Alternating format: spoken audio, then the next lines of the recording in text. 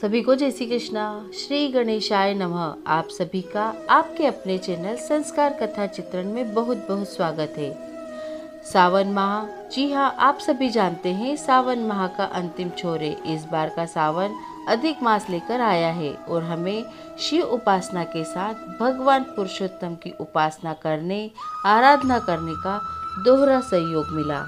पूरे माह से सभी शिव की उपासना में जोर शोर से लगे हुए हैं। कोई व्रत करने में लगा हुआ है, तो कोई कावड़ उठाने में, कोई मंदिरों के दर्शनों में, तो कोई तीर्थों के दर्शन में, कोई ज्योतिर्लिंग के दर्शन लाभ में भी रत है। पर सभी अपने अपने तरीके से उपासना, आराधना और पूजा करने में लगे हुए हैं, क्योंकि भोले भंडारी शिव शंकर बहुत ही सरल और भोले हैं।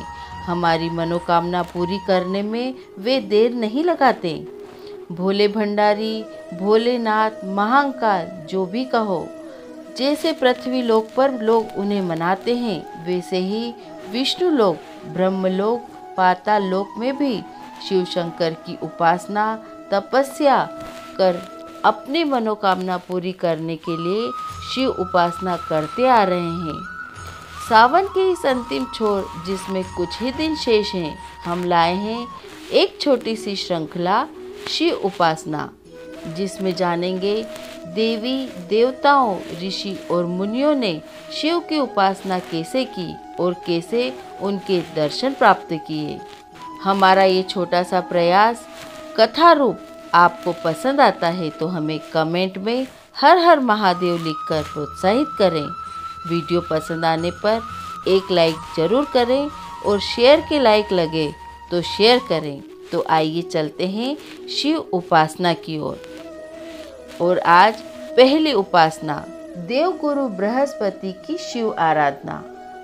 संसार की सृष्टि करने की इच्छा से ब्रह्मा ने मरीचि, अत्रि, अंगिरा आदि मानस पुत्र उत्पन्न किए। उनमें अंगिरा के एक अंगिरस नामक पुत्र हुए। शेषावस्था में ही बड़े बुद्धिमान और विद्वान थे। वे सब शाश्वत तत्व जानने वाले, वेदों के पारंगत, बड़े रूपवान, गुणवान एवं शील संपन्न थे। उन्होंने भगवान शंकर की आराधना प्रारंभ की।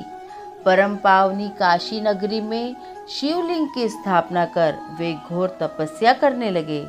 तपस्या करते हुए उनके जब 10,000 वर्ष बीत गए, तब जगदीश्वर महादेव उस लिंग से प्रकट होकर कहने लगे, मैं तुम्हारी तपस्या से अति प्रसन्न हूँ, अपना अभिष्ट वर मांगो। अपने सामने उत्कृष्ट तेजोमय जटाजूटधारी परम कल्याणकारी भगवान शंकर की मूर्ति को देखकर वे प्रसन्न वदन से स्तुति करने लगे। हे देवादि देव जगन्नाथ, आप त्रिगुणातीत जरा मरण से रहित, भक्तों के उद्धार करने वाले और शरणागत वत्सल हैं। आपके दर्शनों से ही मैं कृतकृत्य हो गया हूँ। मेरी समस्त मनोकामनाएं पूर्ण हो गई। अंगिरस की ऐसी स्तुति सुनकर भगवान आशुतोष ने और भी प्रसन्न होकर उन्हें अनेक वर दिए।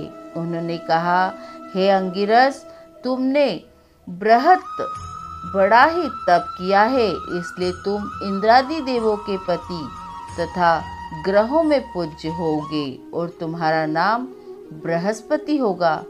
तुम बड़े वक्ता और विद्वान हो, इसलिए तुम्हारा नाम वाचस्पति भी होगा।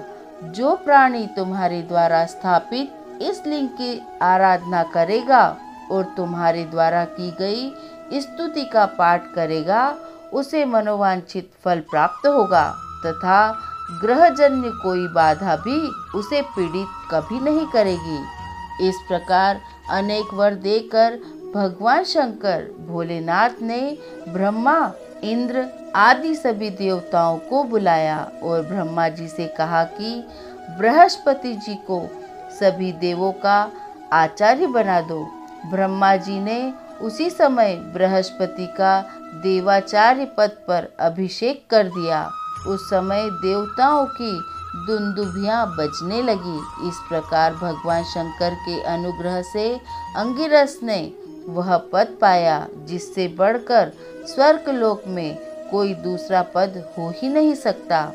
उनके द्वारा स्थापित बृहस्पति के पूजन से प्राणी प्रतिभा संपन्न हो जाता है तथा उसे अभिष्ट सिद्धि की प्राप्ति होती है और गुरुलोक में वह प्रतिष्ठित होता है।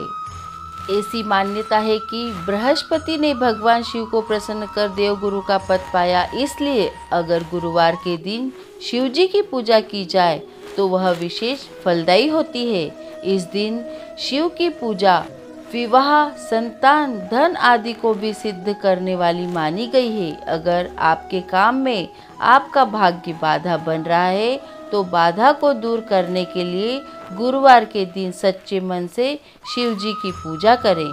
इस दिन गुरु की पूजा करने के लिए पीले वस्त्र पहनकर गुरु बृहस्पति की फोटो के सामने दूध और केसर का भोग लगाना चाहिए।